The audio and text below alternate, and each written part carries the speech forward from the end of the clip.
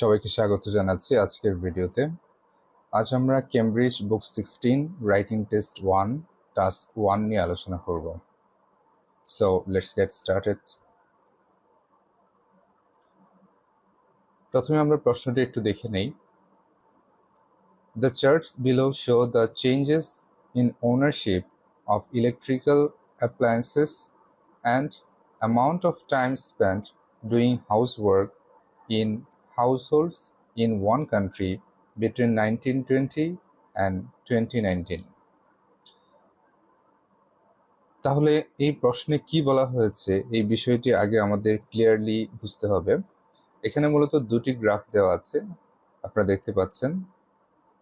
এখানে একটি গ্রাফ আছে আর এখানে নিচে আরেকটি গ্রাফ দেওয়া আছে। তো দুটি গ্রাফের কথাই প্রশ্নে বলা আছে। প্রথমটিতে বলা হয়েছে the changes in ownership of electrical appliances. তার মানে কি বোঝাতে চেয়েছে? ইলেকট্রিক্যাল অ্যাপ্লায়েন্স বা ইলেকট্রনিক যে মেশিনস, এগুলোর যে ব্যবহার এই সময়ের মধ্যে, অর্থাৎ 1920 থেকে 2019, এই 100 বছরের মধ্যে ইলেকট্রিক্যাল অ্যাপ্লায়েন্সের ব্যবহার কতটুকু পরিবর্তন হয়েছে সেই বিষয়টা এই প্রথম গ্রাফে দেখানো হয়েছে। এখানে ইলেকট্রিক্যাল অ্যাপ্লায়েন্স বলতে ওয়াশিং মেশিন, রেফ্রিজারেটর আর হচ্ছে ভ্যাকিউম ক্লিনার, এই তিনটার কথা বলা হচ্ছে। তার মানে এই 100 বছরের মধ্যে এই তিনটা ইলেকট্রনিক অ্যাপ্লায়েন্স এর ব্যবহার কতটুকু চেঞ্জ হয়েছে এই বিষয়টা প্রথম গ্রাফে দেখানো হয়েছে। আর দ্বিতীয় গ্রাফে কি দেখানো হয়েছে? এখানে হচ্ছে amount of time spend doing house work in house holds, অর্থাৎ এই যে হাউস হোল্ডস অর্থাৎ যে গৃহস্থালিতে বা যেই বাসায় বা ফ্যামিলিতে এই ইলেকট্রিক্যাল অ্যাপ্লায়েন্সগুলো কেনা হয়েছে, এগুলো ব্যবহার করা হয়েছে, তার কারণে তাদের দৈনন্দিন যে কাজকর্ম বা দৈনন্দিন যে অ্যাক্টিভিটিসগুলো আছে সেগুলো করতে গিয়ে তাদের সময় কতটুকু পরিবর্তন হয়েছে, অর্থাৎ আগে যতটা সময় দিতে হতো এখন কি সেম সময় দিতে হচ্ছে নাকি সেই সময়টা কমে আসছে, এই বিষয়টা দেখানো হয়েছে নিচের গ্রাফে। যেমন এখানে বলা আছে number of hours of house work per week per household, তো প্রতিটি হাউস হোল্ডে প্রতি সপ্তাহে কত ঘন্টা সময় দিতে হয়েছে এই বিষয়টা এই গ্রাফে দেখানো হয়েছে। তো এখানে আমরা দেখতেই পাচ্ছি যে 1920-তে যখন ইলেকট্রিক্যাল অ্যাপ্লায়েন্সের ব্যবহার কম ছিল তখন অনেক বেশি সময় দিতে হয়েছে, গ্রাজুয়ালি কিন্তু সেই সময়টা কমে আসছে, কারণ ম্যাক্সিমাম ফ্যামিলিতে আস্তে আস্তে এই ইলেকট্রিক্যাল অ্যাপ্লায়েন্সগুলো চলে আসছে, যার কারণে তাদের সময়ে কম দিতে হচ্ছে। তো যাই হোক, এই দুটি বিষয় আমরা আসলে ক্লিয়ারলি আমাদের গ্রাফের আমাদের লেখার মধ্যে যত ক্লিয়ারলি আমরা লিখতে পারবো ততই ভালো একটা স্কোর করার সম্ভাবনা আমাদের থাকবে। তো আমরা প্রথমেই এই গ্রাফটি লেখার জন্য যেটা পরিকল্পনা করতে পারি যে কিভাবে লিখবো, শুরুতে একটা ইন্ট্রোডাকশন তো অবশ্যই দিতে হবে। তো ইন্ট্রোডাকশন আপনারা জানেন, ইন্ট্রোডাকশন তেমন কিছুই না, জাস্ট হচ্ছে এখানে যেই কোশ্চেনটা থাকে কোশ্চেনটারই একটা ডিফারেন্ট ভার্সন বলতে পারি আমরা, মানে এটাকে সামারাইজ করা বা হচ্ছে অন্য ওয়ার্ড ইউজ করে সেম জিনিসটা বলা, এটাই হচ্ছে আসলে ইন্ট্রোডাকশন। আর তারপর আমরা যেহেতু এখানে দুইটা গ্রাফ, প্রথম গ্রাফটাকে আমরা একটা প্যারার মধ্যে ডেসক্রাইব করতে পারি, যেটা হচ্ছে পার্সেন্টেজেস of house holds with electrical appliances. Electrical appliance এর যে পার্সেন্টেজ বিভিন্ন হাউস হোল্ডে, এটা প্রথম একটা প্যারাতে আমরা ডেসক্রাইব করতে পারি। আর আরেকটা প্যারাতে আমরা নিচের যেটা আছে the number of hours of house work per week per household, এই বিষয়টা আমরা আরেকটা প্যারাতে যদি নিয়ে যাই তাহলে লাস্টে শুধু বাকি থাকবে কনক্লুশন। তার মানে হচ্ছে এই গ্রাফটাকে ভালোভাবে সুন্দর মতো প্রেজেন্ট করার জন্য আমাদের 4টা প্যারাগ্রাফ বা 4টা প্যারা দরকার হবে। তো প্রথমে আমরা ইন্ট্রোডাকশনটা লেখার চেষ্টা করি। তো আমি একটা ইন্ট্রোডাকশন এখানে লিখেছি, সবাই একটু খেয়াল করবেন। The charts illustrate the percentage of ownership of electrical machines, অর্থাৎ এই চার্টে দেখানো হয়েছে যেটা আমরা আগেই বলেছি, প্রশ্নে যা আছে সেটাই আমরা এখানে লিখতেছি। প্রশ্নে দেওয়া আছে the charts below show, show এর পরিবর্তে আমরা এখানে লিখেছি ইলাস্ট্রেট, জাস্ট সিনোনিম, আর তেমন কিছুই না। এখানে বলা আছে দ্য চেঞ্জেস অফ ওনারশিপ, এটাকে আমরা লিখেছি the percentage of ownership, just কিছু কিছু ওয়ার্ড আমরা চেঞ্জ করে দিচ্ছি। তারপর বলা আছে অফ ইলেকট্রিক্যাল অ্যাপ্লায়েন্সের পরিবর্তে আমরা লিখেছি অফ ইলেকট্রিক্যাল মেশিনস, অর্থাৎ অ্যাপ্লায়েন্সের পরিবর্তে আমরা লিখেছি মেশিনস। তাহলে এবার আমরা কি করতে পারি, যেই তিনটা ইলেকট্রিক্যাল অ্যাপ্লায়েন্সের কথা বলা আছে অর্থাৎ ওয়াশিং মেশিন, রেফ্রিজারেটর আর ভ্যাকুয়াম ক্লিনার, এটাকে যদি আমরা আমাদের ইন্ট্রোডাকশনে নিয়ে আসি তাহলে আমাদের ইন্ট্রোটা আরও বেশি সুন্দর হবে। সেজন্য আমরা সেটাকে এই তিনটা অ্যাপ্লায়েন্সকে আমরা এখানে নিয়ে আসতেছি। যেমন আমরা এখানে বলেছি namely washing machine, refrigerator and vacuum cleaner. তার মানে আবার আমরা শুরু থেকে একটু পড়ছি, দেখেন সবাই একটু বোঝার চেষ্টা করেন। The charts illustrate the percentage of ownership of electrical machines, namely washing machine, refrigerator and vacuum cleaner. অর্থাৎ এই চার্টে দেখানো হয়েছে যে তিনটা ইলেকট্রিক্যাল মেশিন বা electrical appliance, washing machine, refrigerator আর হচ্ছে ভ্যাকুয়াম ক্লিনার, এই তিনটার যে ওনারশিপের পার্সেন্টেজ সেই বিষয়টা দেখানো হয়েছে। তো অ্যাট দ্য সেম টাইম আমরা জানি যে নিচে আরেকটা গ্রাফ আছে, এই গ্রাফটার কথাও আমাদের ইন্ট্রোতে বলতে হবে অবশ্যই। তো এখানে যেটা ছিল amount of time spend doing house work in house holds, এটাকে আমরা একটু স্লাইটলি চেঞ্জ করে আমরা এখানে লিখছি অ্যালং উইথ, অর্থাৎ সেটার সাথে the amount of time spend in doing domestic chores. আমাদের প্রশ্ন ছিল হাউস ওয়ার্ক, সেটাকে আমরা অন্যভাবে লিখেছি domestic chores in a household. আর যেহেতু বছর এখানে দেওয়া আছে আমাদের প্রশ্নে 1920 থেকে 2019, এই বিষয়টা আমরা এখানে মেনশন করে দিচ্ছি ফ্রম 1920 টু 2019। তো এবার দেখেন সবাই, আমরা কিন্তু খুব সুন্দর একটা ইন্ট্রোডাকশন এখানে অলরেডি লিখে ফেলেছি। তাহলে আমাদের পুরো ইন্ট্রোডাকশনটা হচ্ছে the charts illustrate the percentage of ownership of electrical machines, namely washing machine, refrigerator and vacuum cleaner, along with the amount of time spent in doing domestic chores in a household from 1920 to 2019. অর্থাৎ এই দুইটা গ্রাফের যে বিষয়টা, দুইটা গ্রাফের কথাই কিন্তু আমাদের ইন্ট্রোতে চলে আসছে। তাহলে এভাবে খুব সিম্পলি আমরা কিন্তু একটা ইন্ট্রোডাকশন লিখতে পারি। তো এরপর আমাদের যে কাজটা করতে হবে সেটা হচ্ছে প্রথম যে গ্রাফটা আছে এই গ্রাফটাকে আমাদের ডেসক্রাইব করতে হবে। তাহলে এই গ্রাফটাকে ডেসক্রাইব করার জন্য আমরা কি করব, প্রথমে আমাদের খুব ভালোভাবে একটু বুঝতে হবে আসলে এখানে কি কি বলেছে, সেই বিষয়টা বুঝে তারপর আমাদের লেখা স্টার্ট করতে হবে।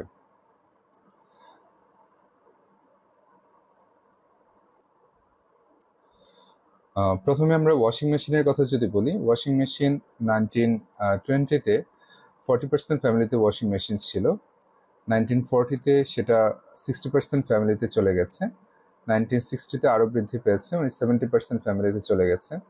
তবে 1980-তে এসে কিছুটা কিন্তু ড্রপ ডাউন হয়েছে, এটা আবারও প্রায় 60% ফ্যামিলিতে চলে আসছে, কিছুটা ডাউনফল হয়েছে। আর 2000-এ এটা হচ্ছে 70% ফ্যামিলিতে গিয়েছে, আর 2019-এ এটা প্রায় 75% ফ্যামিলিতে ইউজ হয়েছে। তো এই হচ্ছে ওয়াশিং মেশিনের বিষয়। তাহলে ওয়াশিং মেশিনটা আমরা যেটা বুঝতে পারছি যে এটা রাইজ হয়েছে, মানে 1920-তে এটা 40% ফ্যামিলিতে ছিল, আর 2019-এ এটা প্রায় 75% ফ্যামিলিতে ইউজ হয়েছে। সেক্ষেত্রে এটা রাইজ হয়েছে, তবে খুব বেশি যে রাইজ হয়েছে এরকম কিন্তু না, কারণ মাঝখানে কিছুটা ডাউনফলও হয়েছে। তো এটা আমরা কিছুটা বুঝতে পারলাম। এরপর আমরা আসি ভ্যাকুয়াম ক্লিনারের বিষয়। ভ্যাকুয়াম ক্লিনারটা 1920-তে ভ্যাকুয়াম ক্লিনার ছিল 30% ফ্যামিলিতে, তারপর 1940-তে এটা প্রায় 50% ফ্যামিলিতে, 1960-তে 70% ফ্যামিলিতে, 1980-তে 90%, 2000-এ 100% এবং 2019-এ কিন্তু 100%ই আছে। তার মানে এটার ক্ষেত্রে আমরা বলতে পারি যে এটা কিন্তু একটা ইউনিফর্ম রাইজ হয়েছে, মানে এটার কোনো ডাউনফল হয়নি, ক্রমাগত বৃদ্ধি পেয়েছে, এবং একবার যখন 100%-এ পৌঁছেছে তখন সেটা 100%ই ছিল। আর লাস্ট ওয়ান যেটা রেফ্রিজারেটর, এটার বিষয়টা খুবই বেশি ইম্পর্টেন্ট আমাদের এই গ্রাফ ডেসক্রাইব করার জন্য, কারণ এটার রাইজটা কিন্তু অন্যগুলোর তুলনায় অনেক বেশি, খুব দ্রুত রাইজ হয়েছে। যেমন আমরা যদি দেখি 1920-তে এটা ছিল মাত্র 0-তে বা 1%-এর মতো ছিল, 1940-তে কিন্তু এটা বড় ধরনের রাইজ হয়েছে, প্রায় 50%-এর উপরে চলে গেছে, 1960-তে 90%-এ চলে গেছে, আর 1980-তে 100%-এ চলে গেছে, এবং এরপর পরবর্তী সময়গুলোতে এটা 100%-ই ছিল। তাহলে আমাদের গ্রাফ ডেসক্রাইব করা এবার আমরা যদি শুরু করি, তাহলে আমরা যেহেতু শুরুতে ওয়াশিং মেশিন ছিল, ওয়াশিং মেশিন দিয়েই আমরা শুরু করছি। In 1920, washing machine was owned by 40% families. অর্থাৎ 1920-তে আমরা যেটা এখানে গ্রাফে দেখতে পেলাম 40% ফ্যামিলিতে ওয়াশিং মেশিন ছিল। তো এই কথাটা এখানে বলা হয়েছে in 1920 washing machine was owned by 40% families, which rose gradually to 70% in 1960.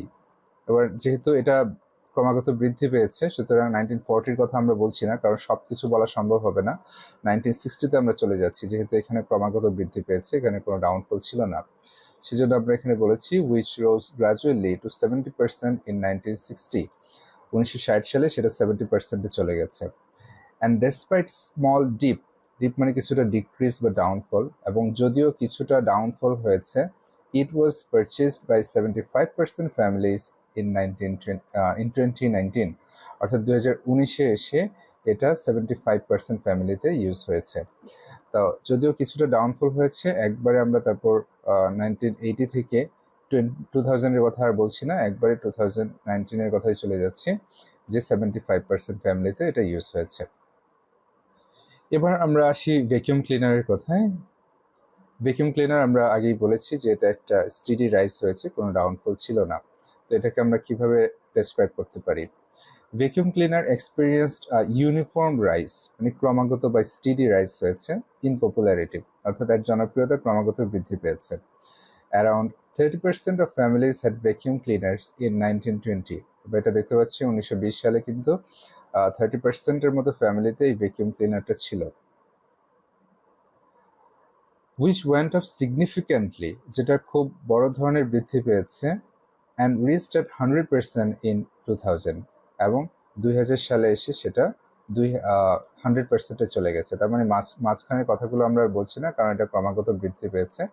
একবারে 2000 সালে এসে এটা 100%-এ চলে গেছে, সেই বিষয়টা আমরা বললাম এখানে। and then remained stable until 2019, এবং 2019 সাল পর্যন্ত এটা স্টেবল ছিল। মানে স্টেবল মানে হচ্ছে একই অবস্থাতে ছিল, অর্থাৎ 100%-ই ছিল। এবার আমরা যেটা আগেই বলেছি যে রেফ্রিজারেটরের কথা বলবো, যেহেতু এটা খুবই দ্রুত রাইজ হয়েছে, তো সেইভাবেই আমাদেরকে ডেসক্রাইব করতে হবে। এখানে কিছু ড্রামাটিক ওয়ার্ড বা খুব ইম্পর্টেন্ট কিছু ওয়ার্ড আমাদের ইউজ করতে হবে। তো আমরা এখানে যেটা করেছি, the most eye catching was the case of refrigerator, অর্থাৎ রেফ্রিজারেটর বিষয়টা সবচেয়ে আই ক্যাচিং ছিল এই গ্রাফের মধ্যে, বা সবচেয়ে চোখে পড়ার মতো ছিল। ফ্রম জাস্ট ওভার 1% ইন 1920, অর্থাৎ 1920 সালে মাত্র 1%-এর মতো যেটা ছিল, দ্য বাইং স্কাই রকেটেড টু 100%, এটার ক্রয় স্কাই রকেটেড মানে খুব দ্রুত বৃদ্ধি পেয়ে এটা অনেক দূর চলে গেছে বা আকাশচুম্বী হয়ে গেছে, যেটা হচ্ছে 1% থেকে 100%-এ চলে গেছে ইন জাস্ট 60 ইয়ার্স, মাত্র 60 বছরের ব্যবধানে। And the percentage remain unchanged until 2019, এবং 2019 সাল পর্যন্ত কিন্তু এই পার্সেন্টেজটা আনচেঞ্জড অবস্থাতেই ছিল। মানে একবার যে 100%-এ পৌঁছেছে, তার কিন্তু আর কোনো ডাউনফল হয়নি। তো এই হচ্ছে আমাদের প্রথম যে গ্রাফটা আছে, এই গ্রাফটার একটা সুন্দর একটা ডেসক্রিপশন আমরা দিলাম। কোনো কিছুই কিন্তু আপনারা যদি খেয়াল করেন, কোনো ইম্পর্টেন্ট ইনফরমেশন আমরা এখানে বাদ দিইনি, প্রত্যেকটা ইনফরমেশন এখানে ইনক্লুড আছে, এবং যেগুলোতে যে সমস্ত জায়গায় আমাদের বেশি এমফাসাইজ করা দরকার ছিল, সেই সমস্ত জায়গায় কিন্তু আমরা এমফাসাইজ করেছি। তাহলে এরপর আমাদের কাজ হবে সেকেন্ড যে গ্রাফটা আছে, এই গ্রাফটাকে আমাদের ডেসক্রাইব করতে হবে। তাহলে এই গ্রাফটাকে আমরা কিভাবে ডেসক্রাইব করতে পারি? তো এটা আমরা আগে একটু ভালোভাবে বুঝে নেই। এটা আগেও বলেছি যে যেহেতু এই ইলেকট্রিক্যাল অ্যাপ্লায়েন্সের ব্যবহার 1920 থেকে এই 2019 পর্যন্ত বৃদ্ধি পেয়েছে, কোনোটাই কিন্তু ডাউনফল হয়নি, কোনো সবগুলোর ব্যবহারই ক্রমাগত বৃদ্ধি পেয়েছে। যেহেতু এদের ব্যবহার বৃদ্ধি পেয়েছে, যার কারণে এদের যারা ইউজার আছে তাদের কিন্তু হাউসহোল্ড এই অ্যাক্টিভিটিসগুলো করতে গিয়ে তাদের আগের চেয়ে সময় কম দিতে হচ্ছে।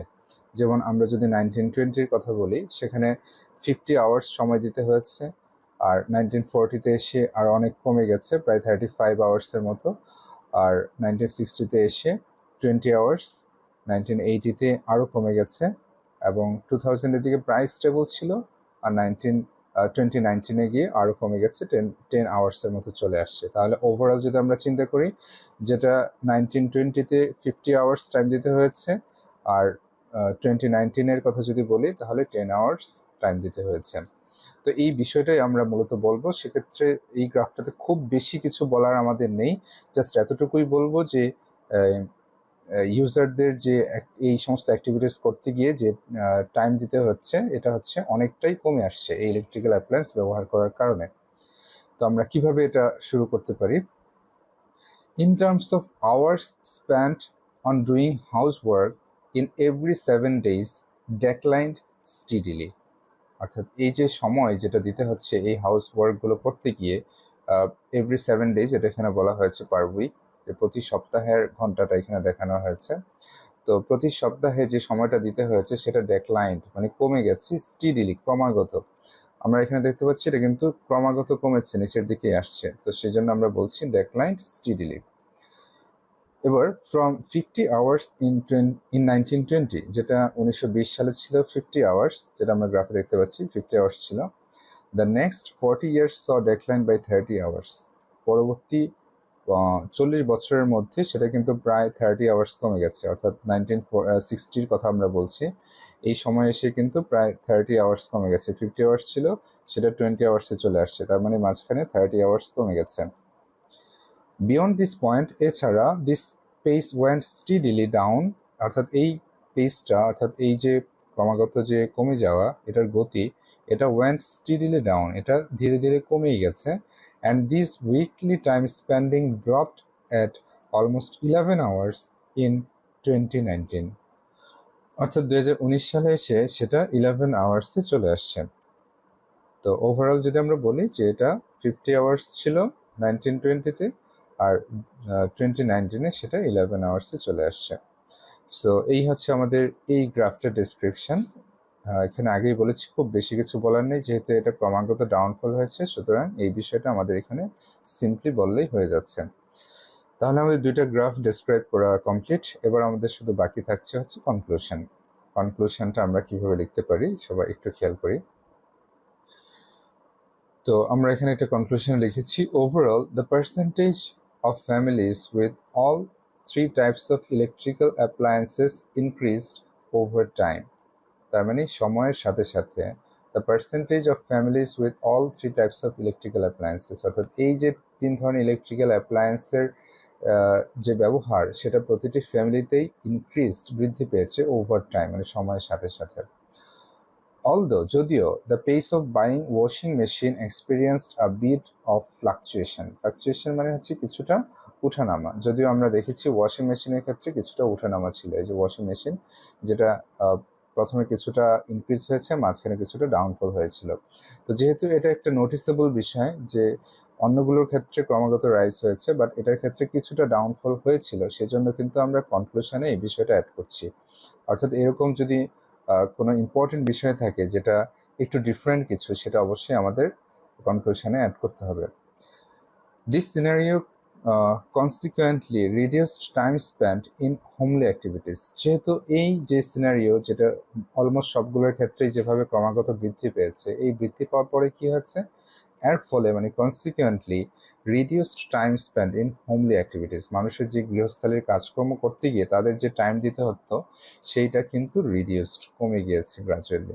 তার মানে কনক্লুশনে কিন্তু আমরা দুইটা গ্রাফের কথাই বললাম। প্রথম গ্রাফের কথা বললাম যে এই ইলেকট্রিক্যাল অ্যাপ্লায়েন্সগুলোর ব্যবহার দিন দিন বৃদ্ধি পেয়েছে, আর দ্বিতীয় গ্রাফের কথাও বললাম যে এই ইলেকট্রিক্যাল অ্যাপ্লায়েন্স ব্যবহার করার ফলে মানুষের যে পরিমাণ টাইম দিতে হয়েছে সেটা কিন্তু ধীরে ধীরে কমে আসছে। সো ডিয়ার অডিয়েন্স, এই ছিল মূলত আমাদের আজকের আলোচনা। আই হোপ যে আপনারা গ্রাফটি মোটামুটি ভালোভাবে বুঝতে পেরেছেন। আমরা এখানে যেভাবে লিখেছি এই স্টাইল আপনারা চাইলে ফলো করতে পারেন, বাট নট নেসেসারি যে হুবহু এটাই আপনাদের ফলো করতে হবে। এটা জাস্ট একটা আইডিয়া দেওয়ার জন্য আমরা তৈরি করেছি। আপনারা আপনাদের নিজেদের মতো করে লিখতে পারেন, বাট এখানে যে বিষয়গুলো বলা হয়েছে, অর্থাৎ যে জায়গায় ফোকাস করতে হবে সেই বিষয়গুলো আপনারা খেয়াল করে লিখবেন, তাহলে হোপফুলি আপনারা খুব ভালো একটা স্কোর করতে সক্ষম হবেন। ধন্যবাদ সবাইকে আমাদের সাথে থাকার জন্য।